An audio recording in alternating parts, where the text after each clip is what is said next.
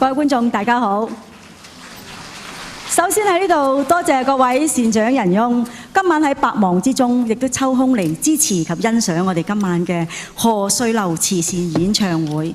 嗱，一支平喉單唱之後呢，而家係要為特別介紹一對夫妻檔。呢對夫婦佢係由香港遠道而嚟嘅，咁佢就係嚴定國老師同埋曹穎賢小姐。佢本身係好多生意喺香港，但係佢對粵曲非常之熱誠。點解咁講呢？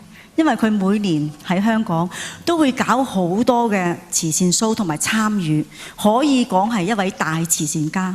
今次佢話俾我聽，佢非常之多謝鄭才通先生嘅邀請，能夠嚟到溫哥華出一分力。